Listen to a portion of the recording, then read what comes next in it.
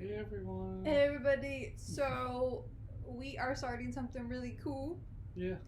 um for our Yasum Adventure YouTube channel, Yeah. and we are starting with Hebrew tutorials. Yeah. So today we're gonna start off with which letter? The letter Alef. Which is this. Okay, so we're gonna show you how to write it and everything like that, but then also too, this is a really cool book if you're wanting to learn about Hebrew.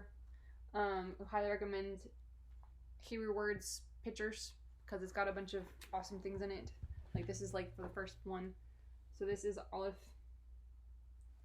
and so Justin's gonna draw it. Yeah, so you have our handy dandy board here. It has original Hebrew or Paleo Hebrew on this side and then modern Hebrew on this side. So the modern Hebrew for Aleph is line. Oops, actually that's the other way. Let me save that one for the blooper reel. No, it's like that, and then you're gonna do a little curve there and a little curve there, and that's it pretty much. Like if you see, it's right. Hold on. See, it's right here in the corner there. So, um, so it's just I do a little bit. It's not so stylized as that, but it's pretty much the same thing. Um, so that would be the first letter of the Hebrew. We call in English the alphabet. It would be the alphabet, and in Hebrew, and the original, the Paleo Hebrew, is looks like this. So it's like a triangle that's facing down, and then like a curved line through it, and what you can see right here. Um, and it can mean like a strong leader.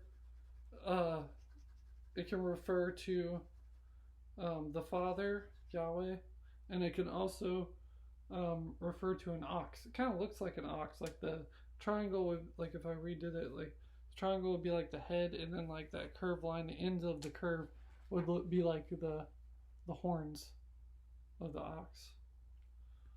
And Yeah. it means the ox, right? Yeah, that's one of the meanings for it. Yeah. Oh, it has it there that way too? Yeah. Yeah. Because It's they also all have numerical assignments. So for this one, as being the first letter, its number is 1, but not everyone is like that. So, which we'll get to as we do more of the letters. You want to talk about anything in there? yeah, I was looking. So as the letter got modernized, modernized. Thank you. Yeah. The symbol started to change and stuff like that. So like if you see like Moses, and then you go to King David, and then you go to Daniel, and then the Dead Sea Scrolls, and then Jesus. So it changed throughout that time period, and then let's see what else we can talk about from this section. Let's see. Anything else got going on with this? Just trying to figure out how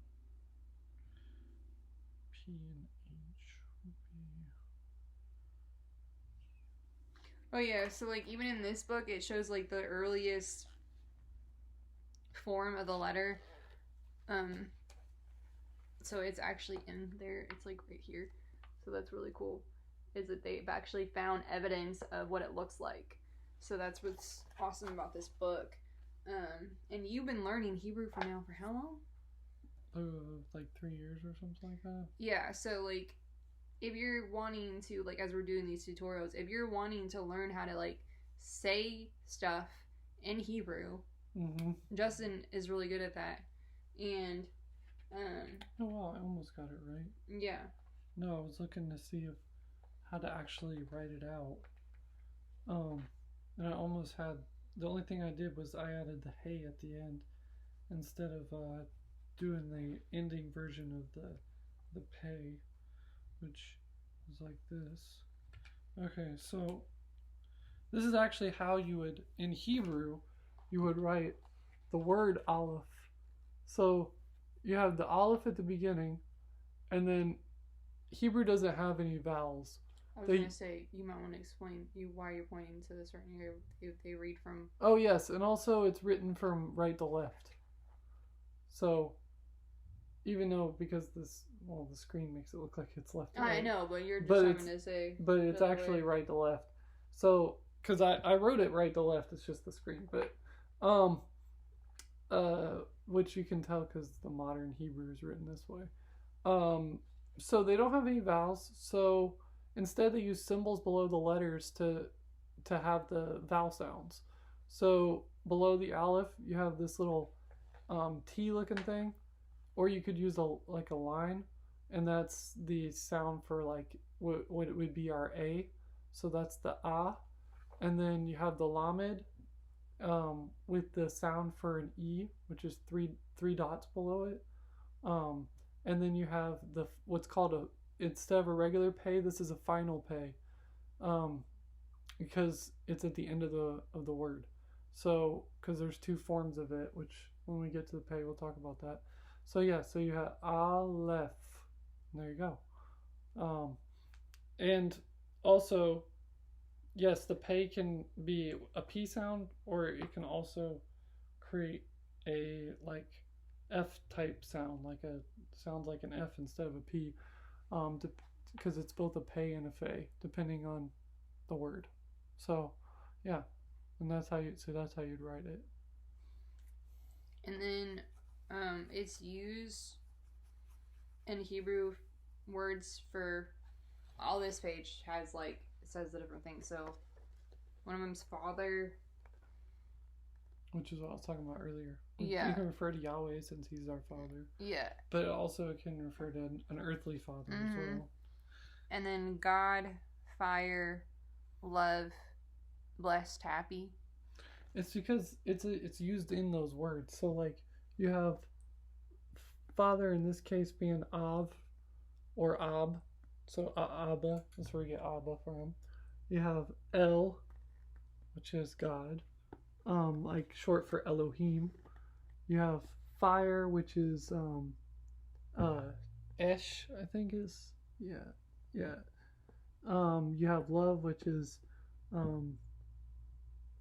Ahava or Ahav, and then you have blessed or happy, which is Asher. Yeah. And that's the Aleph. Is there anything else we wanted to go over with it? Did we say first or strong? I said first. Well, it's also numerically assigned for a 1, so that makes sense. And then I think I might have well, I mentioned strong leader. So kind of like how an ox. It's interesting because an ox like plows the field. It like leads the plow in the field to go. So it's like the strong leader of that whole thing. But just in general, it can represent a strong leader, or just even general, just strong, like you were saying. Yeah. Well, and this is pretty cool though. The Psalm 119, how it starts off with the letter Aleph. Yeah. And these 8 verses tell us that blessing and happiness belong to the person who makes God first in their lives. Their life and turns to God and His word for strength. So, but this is like, okay, so this is just an example of like what. It's gonna be kind of hard to see that. If I go closer. Yeah, that's a little too close, probably. Well, but you can kind of see get an idea of you got an idea of like how the wording is in Hebrew. So that's what's really cool. Yeah. It's like as we're going through the different, the alphabet. Well, the cool thing is with Psalm 119 is like every like 8 or 9 verses or something is assigned to a different letter of the alphabet. Mm-hmm.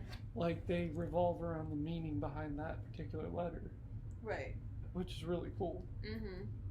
Well, and then another cool book that we got that's Hebrew is the name Hashem. Yeah, Hashem. And this has got Hebrew on it too. No, this is actually the word Hashem. So you got the Hey, and see it's written right to left. You got the Hey, then you got the Shin, and then you have the final Mem. So the Mem is written differently if it's in the middle of the word versus whenever it's at the end. So Hashem. In which Ha, when Hey is used at the beginning of a word, it's a prefix the, and then Shem is name, so the name. Yeah, and it's just tacked on in the beginning, so it like becomes part of that word. Yeah. So this one has a bunch of names, like a bunch of names. Oh, I guess that's the first one actually, right? Yes. Yeah, Abba is the first one. So Abba is the first one. So this is what we were talking about with the vowels, right? You have the Aleph with the line under it. Remember I said it could be a T or a line. So that's the A sound, so ah. And then you have the Bet with, again, the little T under it.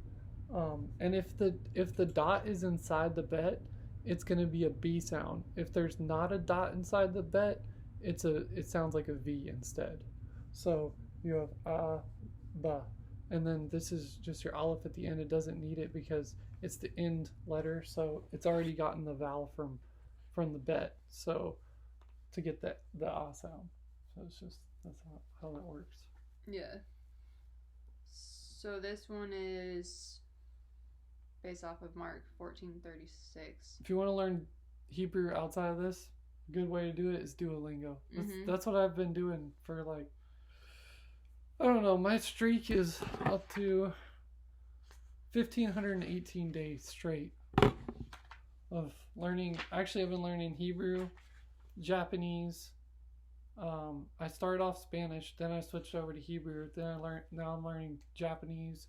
And then also, they added chess, and I love chess, so I've been learning more like tactics and stuff in chess too, even though it has nothing to do with language. I don't know why they added chess, but I mean they have the weirdest stuff. They have music on there too, and mathematics. And then with languages, they have the funniest thing, because if you know anything about Star Trek, they have Klingon. You can learn Klingon from Star Trek on there. It's hilarious. But, you know, side note, Duolingo is an awesome thing to check out if you want to learn different languages. Oh, this is where we're at in it. We haven't even finished this yet. Yeah, we need to keep going with that. But this book, highly recommend, because like Can't see it. Yeah. We really enjoy it because like you could actually go through it like day by day, and like it has like prayers. It has prayers and like, yeah, it's like prayers, and they're based off whatever the name is for that day. Yeah, and you get to in scriptures. So like if you're wanting to do something simple but you're also learning a new language, which is really good for your brain, highly recommend this one. Yes. Because I mean, we were just showing you one. I mean, there's tons of A's in here, and it's all based off of the Bible. So just showing like this is like some of them like goes through all this, but it's hard to see that, but it's okay. You don't have to. That better. Yeah. But you can pause it if you need to. Yeah. If you want to read it. But yeah, we recommend this book, and this is actually fun too to have. Yes. The chart. Mm-hmm. This chart. That's what we're talking about. That one. So that way you can practice your Hebrew too. Like not just you can learn on Duolingo, but like handwriting it too on that thing is awesome too. Yeah. That way you can learn it more hands on. Yeah. But yeah, this is good to have for that, so you can like practice where you're. Well, your hand is on your phone when you're learning Duolingo. And they make learning fun too. Yeah, they make learning fun too. But yeah, they have like games and stuff, and you know what I mean. Yeah. And do they have like the free version? There is a free version, and there's a subscription. Yeah. But yeah, and then this we're gonna continue to go through too. Like each time we do these tutorials, we'll go through this one because we'll go through another word and that kind of stuff, and go more in depth. And maybe even after we go through at least the alphabet, maybe we'll go and do some more interactive classes. Yeah. Where we go where we go live, and then y'all can ask questions to us and about like different things with Hebrew, and if you have anything you want to tell us about it, then we can learn from y'all as well. But we could do more of like interactive classes. Yeah, this was maybe just the first one. Yeah, maybe even before we get through the whole alphabet, we'll just see how it goes. So, because I mean, even in the back of this book too, there's like words like honey and anything like that. Yeah. So. But for now, this is class 1 of the Hebrew alphabet, and if you enjoyed the video, like, share, and subscribe. And the new YouTube thing now is hyping videos. It pushes up like lower subscriber count channels in the algorithm so that they get more exposure. So please hype the video. Yes. If you enjoyed it, and we'll catch you on the next one. Bye. Bye.